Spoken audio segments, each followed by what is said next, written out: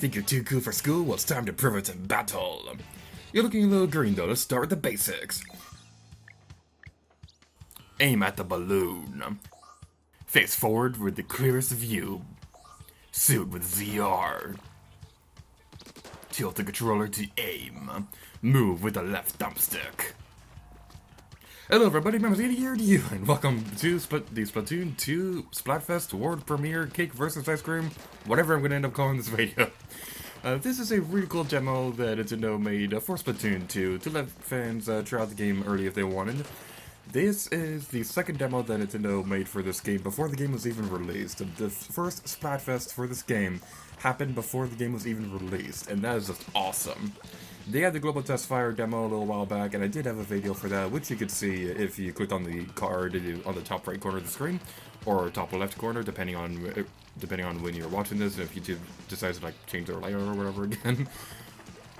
So they had the Global Test Fire demo a little while back, and now they had the Splatfest demo. I'll be going more over how Splatfest work and why this is such a big deal in a little moment, but first, we're going through the basics of the game. This is a tutorial that you will be able to play through when you booted up the Splatfest demo for the first time. I'm not entirely sure what it's going to be like when you turn on Splatoon 2 for the first time, because that game has not been released yet at the time that I'm recording this video. And speaking of recording this video, I've had to record the commentary for this twice, so yay, I get to do this all over again. Right here you can see the fact that you can swim in your own ink when you cover it on the ground, and you'll even be able to swim up walls and stuff like that, so that's pretty cool. And without further ado, let's go to Inkopolis Square!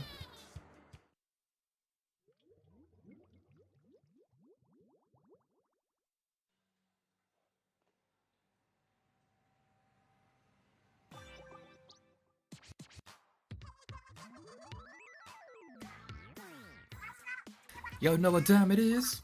It's Off the Hook, coming at you live from Inkopolis Square.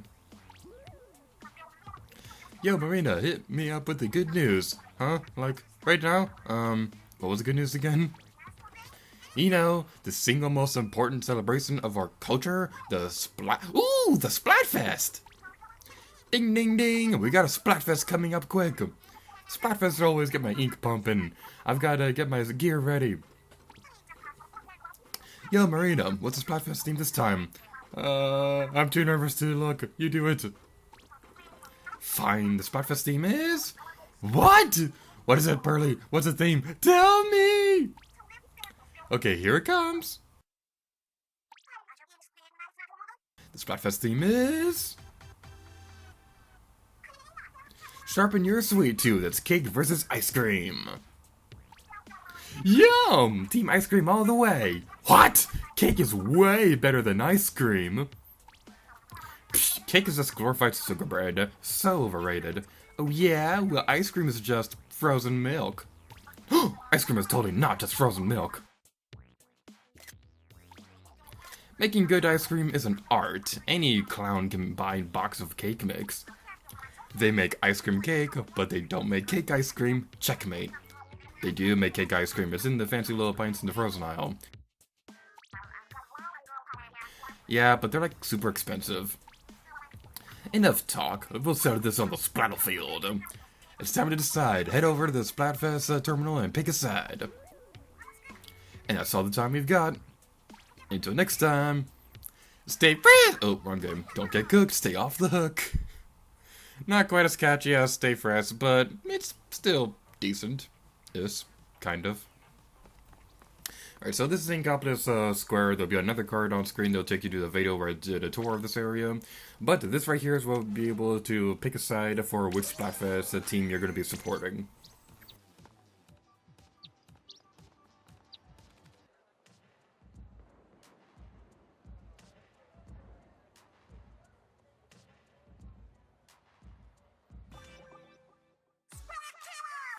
Y'all feeling fresh out there? We're Off the Hook, coming at you live from the middle of Inkopolis Square. Which is better, cake or ice cream? Head over to the Splatfest terminal and pick a side. And the Splatfest stages are... BLAM! Night concerts at Starfest main stage are the best. And I love the track they spin during Splatfest. Marina! Marina! The statue's eyes glow at night! I swear I saw them glow! Pretty sure those are just Jude's and little Jude's eyes. Or, excuse me, Judd. I keep calling him Jude. Until next time, don't get cooked, stay off the hook! And now we're getting into our first Turf War battle for Splatfest. Technically, this was half an hour into the Splatfest itself, but fun story. I wasn't recording the first part of the Splatfest, so I don't know what happened there. But this is it. This is Splatfest, and it is awesome. The music that plays during these, it's already amazing. Like, I've fallen in love with pretty much every single song that I've heard of from Splatoon 2's soundtrack. People are saying that's not as good as the first game, and while I can see that, because there is nostalgia with the original game, this Splatfest theme is just so great. I have to be quiet for a moment to give you guys a chance to listen to it.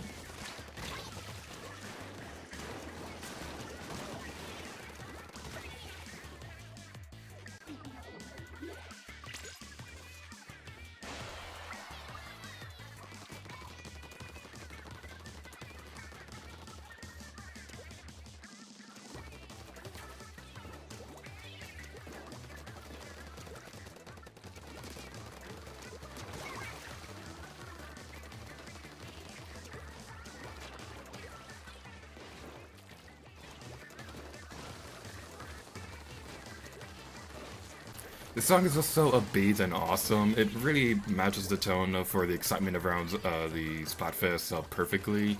And while it might not quite be as iconic as the original Splatfest song, Ink Me Up, this is still a great song on its own. So if you've never played the original Splatoon game, I think you're going to have a good time when you play this one. So, how Splatfest work? Well, first of all, let's explain how Turf War works if you've never played Splatoon before. How Turf Wars works is you have to cover the ground with your own color of ink.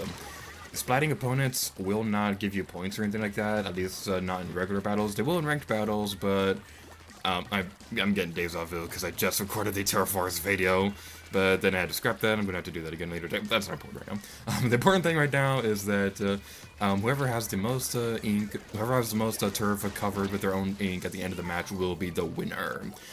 And how Splatfest works is whichever team has the most popularity and has won the most battles will be the winner as well. They changed how Splatfest determines the winner a little bit this time around because the old method was a little broken. Some people were able to find exploits with how the Splatfest determined its winner from the original game, and they were able to exploit that and kind of like mess around with the rate, mess around with who's going to win. It's kind of complicated, and I plan on going over that during my Splatoon Let's Play. But they changed it around a little bit this time around, and I'm going to be explaining a little bit more why a little bit later.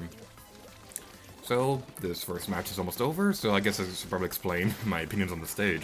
Starfest main stage. This is a pretty exciting stage. I like concert halls, so having a Splatfest stage in the middle of a concert area, it's just really cool, and the music here really matches the tone of the stage, and I can't wait to play this during normal gameplay, because it'd be really cool to see how this stage plays when you have like the regular soundtrack going on. And little Jude is just so cute. Look at the way his foot twitches when he falls over. It's just a cute little fluffy cutie. And now is the top rating player, most valuable player. Woo!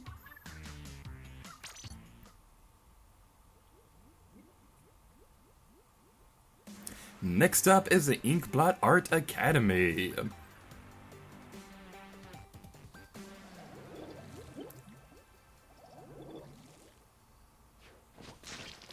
Now, honestly, I have no idea what happened right there, because that one guy got off the base at the very beginning of the match, like a little bit before the timer went off. I'm not entirely sure what happened right there. Maybe it was having internet problems and it was lagging a little bit, I don't know. But what I do know is, oh my god, the water effects here are amazing. Like, I'm not really one to, well, okay, I am kind of one to go over graphics, but the water here just looks so beautiful. It's just so great looking, and it's awesome. It reminds me very much of how The Good Dinosaur was animated. Say what you will about that movie, I won't deny that it is one of Pixar's weaker movies, but when it comes in terms to animation style and animation quality, Good Dinosaur is the best. let's be honest, Good Dinosaur has some of the best animation in pretty much any movie ever. But enough about Pixar, because we're talking about Splatoon 2.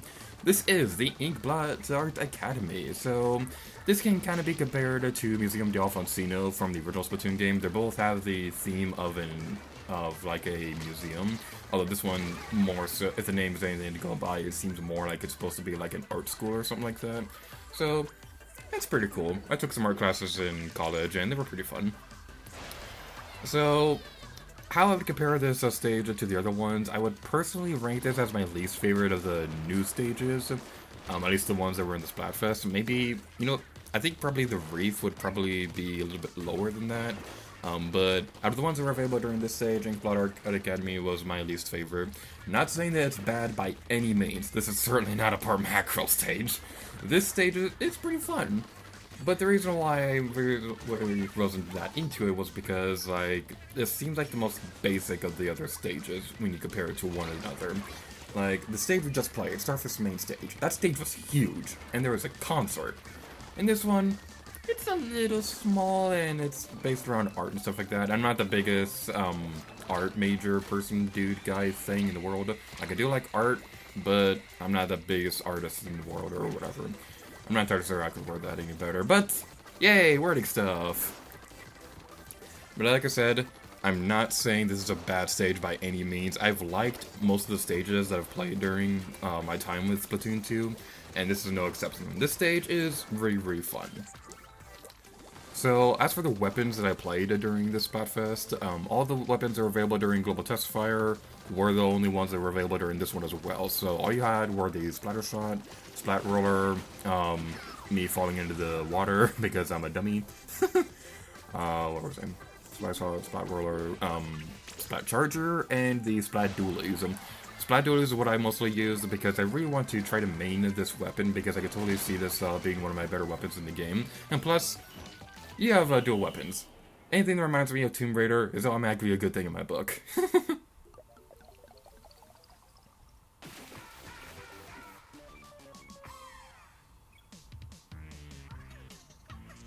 I also really like the new animations that the Inklings have for winning and for their winning and losing animations in this game. I'm glad they didn't just recycle the ones that they had from the original game.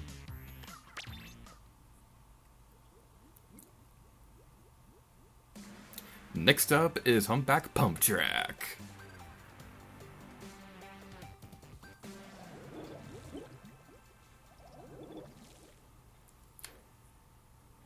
Alright, now this one is a interesting stage. I won't say it's bad. I'd say this is my third favorite stage out of the ones we've played during this one. This is a pretty fun stage, and there actually is a lot going on with this one, because you have a big open field, but you also have a lot of places to hide. Like, the way that the land naturally bends, or it's not natural because it's like a man-made building, or Inkling-made? Whatever. This is a pretty large stage, but with the way that the land curves and things like that, you have a lot of places to hide as well, so this is like a very, very great blend of just having an open battlefield, but having a lot of places where you can take cover. So this is a pretty great stage. I think the Splat Dualies would probably have a better advantage on this stage. I might be wrong about that, and somebody out there who knows who's better at playing this game competitively may know a better weapon to use on this one. The reason why I think the Splat Dualies would probably be the best weapon to use on this one is because of the special weapon. The special weapon is the 10-attack missile, and that gives you, when you use that, it's pretty much the Ink Strike replacement for this game. Now, they had to replace all the weapons, they had to replace all the special weapons from the original game because a lot of them made use of the Wii U gamepad. And obviously there is no Wii U gamepad for the Nintendo Switch, so they had to kind of change it around a little bit. The 10-attack missile is basically the Ink Strike's replacement, because you fire it at opponents, and then it will, like, launch a bunch of missiles at them. The big changes, though, is that it's no longer activated through the touchscreen. Instead, it's activated through aiming directly at opponents. So, the unspoken hero of this weapon is the fact that it tells you where your opponents are going to be. So I could totally see this being useful during, like, when they released the Nintendo Online app, and people use that to voice chat with other players. I could totally see them using the Tentac missile to reveal where the opponents are, and if they have a teammate nearby, they can tell them, oh wait, look, there's gonna be an opponent coming up on your left, so you need to go take them out right now. So I can totally see that being used for a lot of really deep strategies with this game, and I'm fine with that because the more strategies there are for this game, the better. Because this can be a very competitive game, and while I'm not the most competitive player, there is still it is still a really big deal to have your game be competitive in today's day and age, because you have stuff like esports and tournaments and things like that.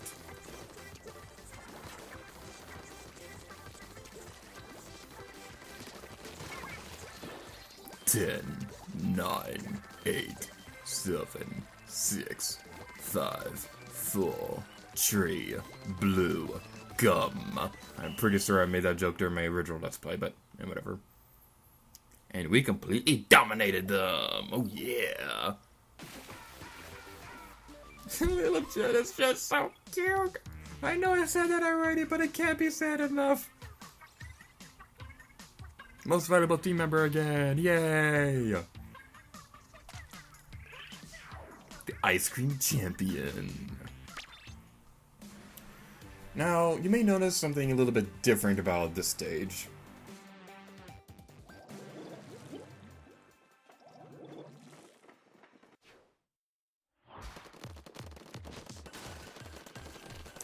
So for this stage, my sister kind of took over playing the Splatfest because she wanted to have a chance to play it too, and I didn't want to be rude or anything like that, and hog it to myself the entire night. So I kept recording the footage and recorded her gameplay time with it. And I was going to use all of my footage, and I was going to use my Mori Towers footage. But my Mori Towers footage wasn't all that great. I did get a chance to play it again later, but I wasn't recording myself, and of course then I was playing amazingly, but, well, I decided, you know what, I don't really want to show that footage because I want to make it look like I'm actually impressive with this game. So, this right here, this is my sister trying out to use Splat Roller on Mori Towers. This is one of the returning stages that were confirmed for this game. This and Port Macro will be returning. I don't know what possessed them to make Port Macro return. Hopefully the sponges that they're introduced for that stage will make it better, because you guys know my opinions on Port Macro. That's my least favorite stage ever. Mori Towers, on the other hand, is my favorite. Now, I know a lot of you people are probably rolling your eyes right now, like, oh my god, Mori Towers is your favorite? Why is that your favorite, you dummy? Well, here's the thing. Well, I already explained my reasoning for loving Mori Towers during my Let's Play, and we don't have a whole lot of time to go over it right now. But what I can talk about right now is why I think Mori Towers in this game will have changed some people's minds about it. Because a big thing that a lot of people didn't like about Mori Towers in the original game was that if all of your teammates were splatted, it took a really long time to get back to the center of the map. And it also was kind of like a sniper's paradise to some people. Now, I know some really good techniques for going around the snipers. It still felt like a lot of people, like, just hated the stage, just purely because of the fact that it was a really great stage for sniper users. But they introduced ink rails onto the stage now, so you'll be able to splat those and take control over it, and you'll be able to go across the map much easier. So you no longer have to worry that much about whether or not you can get back to the center of the map all that quickly. And it's also very easy to avoid the sniper weapons if you know what you're doing. Like, there's a lot of new strategies for getting around sniper users. So that's why I think, so that's why I'm really excited to see people, hopefully this will convince people that Mori Towers is actually a good stage. And the reason why I want to use this footage in particular out of all the footage I have is because my sister said that during this, while she was playing through this, that she never made it to the top of the other person's base during her time with Mori Towers in the original game. So since I was recording, I felt, well, why not have video evidence that she made it to the top in this game? So, yay! And I gotta say, Mori Towers looks absolutely gorgeous at nighttime. I loved the look of Mori Towers in the original game. Oh my god, it looks so pretty, and you can see the stars in the sky. The stage is so pretty! It's enough to make a grown man cry!